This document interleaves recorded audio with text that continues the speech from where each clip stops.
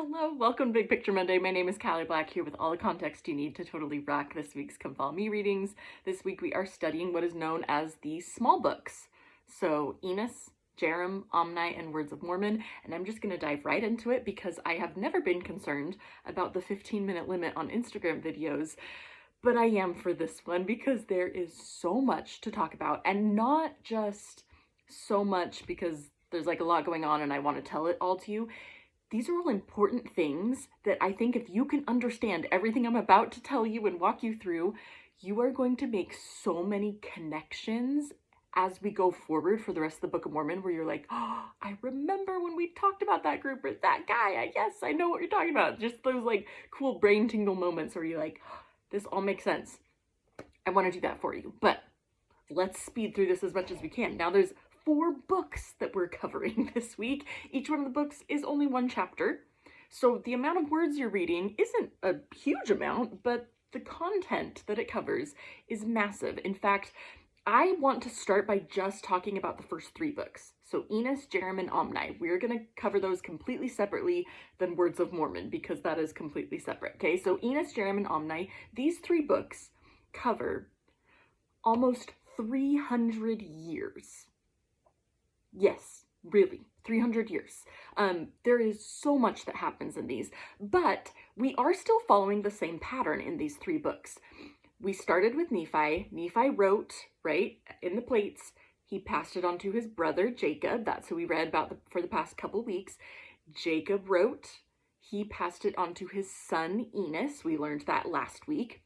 Now this week, we're going to see this same pattern in Enos and Jarom and Omni, where it's someone writing and then passing it to their son or maybe their brother, but most of the time it's their son. They're writing, pass it on to their son, writing, pass it on to their son. And this is going on over and over and over and over again until we get to the very end of the book of Enos. And that's where all the years come from. There's so much that happens. So I want to look at each one of these books and just kind of walk you through what happens here. Enos. This is probably the most famous book that people know out of these books here. Last week, Jacob passed the book onto the plates, onto his son, Enos. And Enos writes about how he remembers how he was taught by his father.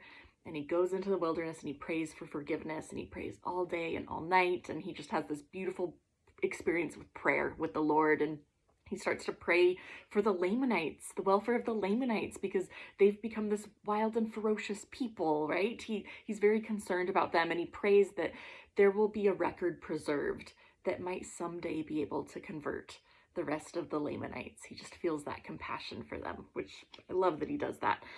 And he also talks about how the Nephites are doing okay, but they need a lot of reminders. They need a lot of preaching, a lot of reminders to kind of humble themselves. And then what's fascinating is that Enos mentions 179 years since Lehi first left Jerusalem. Now, the last time marker that we had was that Nephi died 55 years after Lehi left Jerusalem. And the only person in between them is Jacob. We don't know when Jacob died, so it's an interesting time gap, but that's what we're left with here, is Nephi dying at 55 after leaving Jerusalem, Jacob dying at some point, passing it to his son Enos, and now Enos, towards the end, is mentioning 179 years since Lehi left Jerusalem. Okay, now Enos says he's going to pass it on to his son, Jarom. Now we move to the book of Jarom. Jarom now has the plates. He's going to write.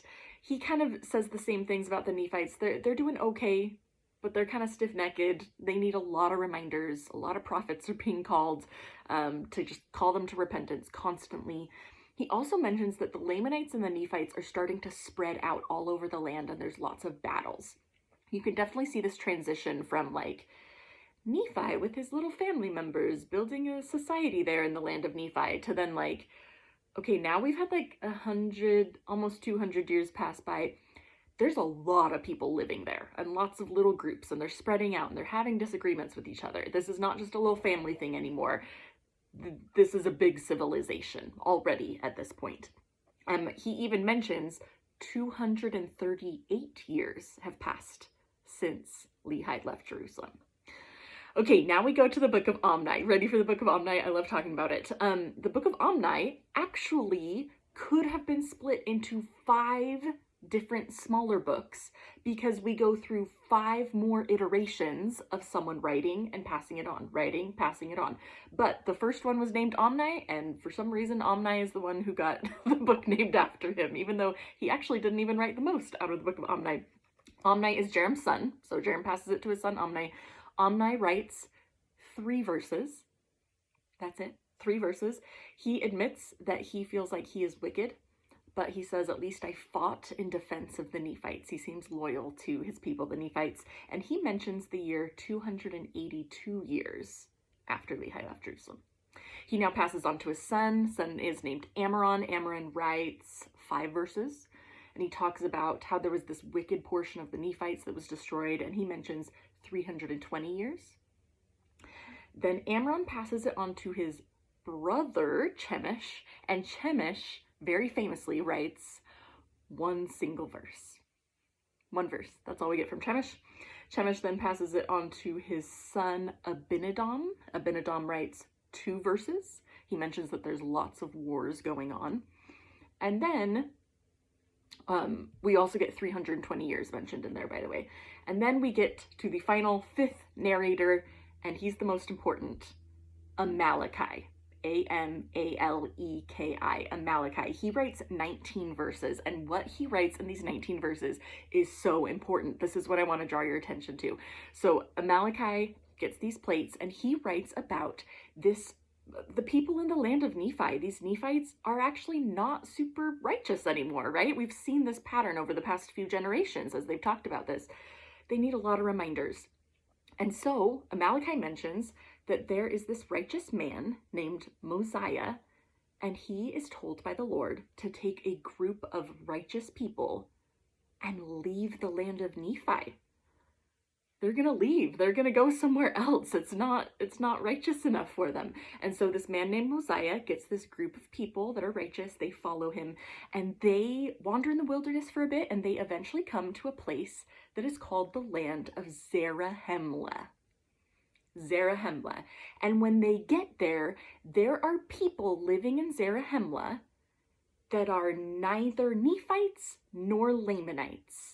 They did not get there from Lehi crossing over with his family. Now, Amaleki is writing this, and he's going to call this group of people the people of Zarahemla. However, just because we know the background information, and we'll find out that later in the scriptures, we know that we often call them the Mulekites. Mulekites, like from Mulek. And that's because we know where these people came from. Now, you might actually not be familiar with this. We don't talk about this group very often, but there was a completely separate group of people who left Jerusalem just shortly after Lehi and his family left Jerusalem, that crossed over the ocean to the promised land. We don't know much about them because they didn't write a record that we have. We don't have any record of them. So we don't really know much about their group, except here's what we do know. We know that the leader of their group was someone named Mulek. And we know who Mulek was. This is the fascinating part. We know that Mulek was the son of the wicked king of Jerusalem, who's named Zedekiah. And we do know all about Zedekiah. In fact, we learn all about him in 2 Kings, back in the Old Testament. Zedekiah was the wicked king of Jerusalem when Jerusalem was finally conquered by Babylon. And this is a pretty famous story. The Babylonian king captures wicked King Zedekiah, and he kills all of Zedekiah's sons. Like, very dramatic thing, except we know one of them, named Mulek, had already left Jerusalem. He had already escaped. He was righteous, and he had already left. That part is not in the Old Testament. It says that they killed all of his sons, but we know Mulek had already left. Now, we don't know how big Mulek's group was. We don't know how long it took them to get across. We don't know how they even got across or what they've been doing, because it's now been at least 320 years since Lehi and his family left Jerusalem. Now, the interesting thing is, they didn't have scriptures with them. We know Lehi was asked to go back and get the brass plates. Mulek's group did not. And so fast forward 320 or so years, and their language had completely changed to the point where they could not communicate with Mosiah and his group of righteous Nephites. They couldn't communicate together. And so how they solved this problem is Mosiah and his group of righteous Nephites, they taught the people of Zarahemla, the Mulekites, their language. So then they could finally communicate, and that's when they learned the history. Malachi doesn't write all the history in this section, just to be clear. This is just information that we know from other sources. So we'll fill in those blanks later in the scriptures, but I wanted to make sure you're aware of that. Now, here's the cool thing. These people decide to unite together. These people of Zarahemla and the group of Nephites with Mosiah, they unite together there in Zarahemla, and they actually ask Mosiah to be their king. So Mosiah is their king, and they recognize that Mosiah is like a seer. He is a very spiritual man. He's a prophet. He's a seer. He can translate things. And so the people of Zarahemla are like, hey, we actually have this record, this stone that this guy gave to us. He wandered into our land and he gave us this stone. Could you interpret this stone? And so Mosiah is like, sure, I'll interpret the stone. And he interprets it, and he finds out that this is a stone from a completely separate group of people that are not Nephites and Lamanites, and they're not Mulekites. They're another group of people that crossed over to the Promised Land. But this group you might actually be familiar with. They're the group that left around the time of the Tower of Babel, many years prior to Lehi and Mulek coming, led by the brother of Jared. And we're going to learn all about them more in the book of Ether. So hold your horses, we'll learn all about the Jaredite nation during the book of Ether. But as Mosiah translates this stone, he learns that this man's name had been Coriantumr. And Coriantumr was the last person standing out of the Jaredite nation. Keep that in mind when we get to the book of Ether. You'll see all about Coriantumr and why he was the final person standing. But Coriantumr had wandered into the land of Zarahemla, given them that stone, and then we don't know how long anything happened, but he presumably died at some point. They probably couldn't communicate very well.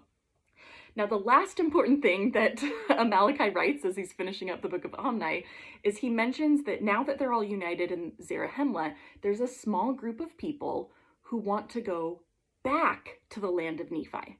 They want to go back and claim the land of their inheritance. So there's this small-ish group that goes. And Malachi mentions that while they're in the wilderness on their way there, there's contention amongst the group. And they kill each other. A lot of them kill each other till there's only 50 people left. And then they come back to Zarahemla to deliver the news, basically to tell the wives, we had some issues and everyone killed each other, but there's only 50 people left. And then after this, it says, Malachi says, a considerable amount of people left again to go find the land of Nephi. And Malachi says, and we don't know where they went. We don't know what happened. He kind of leaves it off like that. But I want to let you know, we do know the name of the leader of that group who went up that second time, and his name is Zenith. Keep that in mind. We will learn all about what happened to Zenith and that group of people that went to go find the land of Nephi. We will learn all about them. Keep them in mind. Okay, so Malachi is writing this, and Malachi doesn't have any sons, so he finishes writing up, and he's like, the small plates are kind of filled. I don't have sons to give them to, and so I'm going to give them to the king here in Zarahemla. And Mosiah, at this point, had now died, and so his son, a man named King Benjamin, was now the king. And so Malachi gives the plates to King Benjamin, and King Benjamin is now in charge of the plates. Okay, that's all you need to know about those first three books. It's so much, but it's so important. The last thing I want to mention is Words of Mormon. Words of Mormon was written in 385 AD.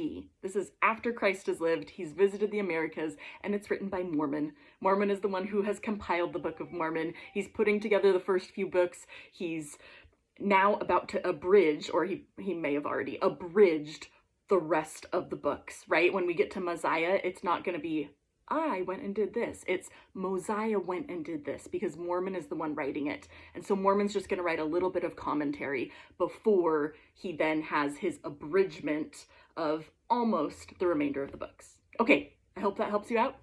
Happy studying.